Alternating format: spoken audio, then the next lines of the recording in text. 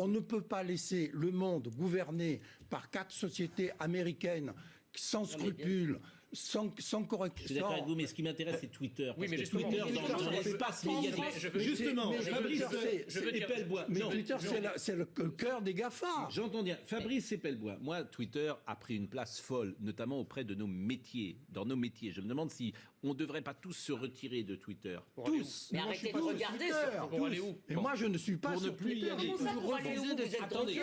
Fabrice, Vous êtes drogué aux réseaux Fabrice sociaux? Epelbois, On peut plus faire de politique sans réseaux sociaux aujourd'hui. Fabrice Mais c'est Fabrice dingue, ça, Epelbois. Non. Est-ce que je peux interroger Oui, monsieur vous pouvez, Fabrice pardon. Epelbois, qui est spécialiste des réseaux sociaux? Bon, d'abord, parce que il y a plein de gens qui n'ont pas Twitter, qui nous écoutent, ils savent pas ce que c'est. Monsieur Epelbois, bonjour. D'abord, combien de personnes sur Twitter en France est-ce que nous le savons? Oui, nous le savons. Je ne l'ai pas en tête, mais nous le savons. Une dizaine de millions, c'est beaucoup moins massif que Facebook. Facebook est vraiment un produit beaucoup plus populaire que Twitter.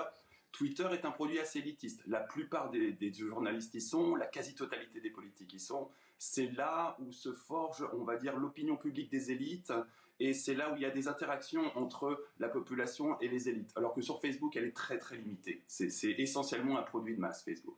Oui, mais C'est alors bon, justement, 13 millions. c'est intéressant ce que vous dites, parce que c'est là que se forge l'opinion des élites. Est-ce que ce qu'on lit sur Twitter, parce que nous, par exemple, on est souvent attaqués, mais pas que nous, etc., et puis on s'aperçoit que les audiences sont au top. Donc on constate une différence entre des audiences qui sont exceptionnelles et puis des attaques sur Twitter. Donc quelle est, selon vous, cette opinion telle qu'elle est dite sur Twitter? Est-ce que c'est toujours une opinion de contestation? Alors, c'est pas une différence, hein. C'est totalement logique. Les algorithmes de Twitter ou de Facebook ont tendance à polariser l'opinion et polarisent l'opinion de façon de plus en plus intense. Donc c'est assez logique qu'un média qui est dans une de ces polarisations ait des audiences fantastiques. C'est tout à fait naturel, c'est la conséquence de la polarisation d'opinion. On l'observe aux États-Unis avec typiquement Donald Trump, mais aussi avec le pendant de l'autre côté de Donald Trump, dans la gauche américaine, comme la cancel culture. On est vraiment dans une polarisation d'opinion qui est induite par les algorithmes de Facebook et Twitter. Et Facebook et Twitter sont ici les deux principaux suspects. Bon, est-ce qu'il est possible avec Twitter, si quelqu'un vous insulte, de remonter immédiatement, d'avoir son adresse dite IP? Alors je le dis pour les gens qui ne connaissent pas, c'est en fait l'adresse numérique. Et est-ce que les policiers ont les moyens vraiment de remonter immédiatement à quelqu'un qui est en dehors des clous? Alors oui et non. Oui, d'un point de vue strictement technique, il n'y a pas d'anonymat sur Twitter. Il y a du pseudonymat. C'est-à-dire que Twitter a votre adresse IP, a un email et a très souvent un numéro de téléphone. Donc Twitter est capable de remonter à votre identité ou en tout cas de donner suffisamment d'éléments d'identification à un juge pour que celui-ci trouve votre identité. Le problème, c'est que l'opération est juridiquement assez complexe.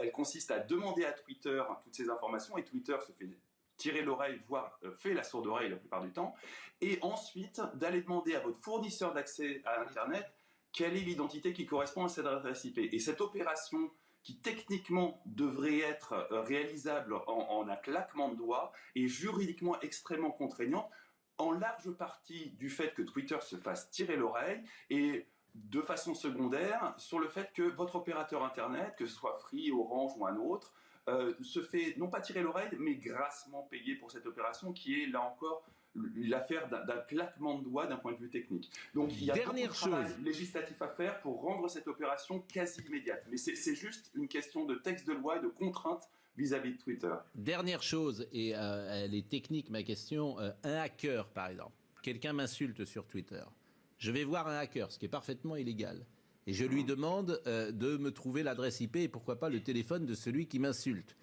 J'y passerai ma journée, entendons-nous bien, donc je ne le ferai pas. Mais est-ce qu'on rentre très facilement dedans pour quelqu'un qui est XXL doué en la matière? Ça va dépendre de la personne que vous ciblez.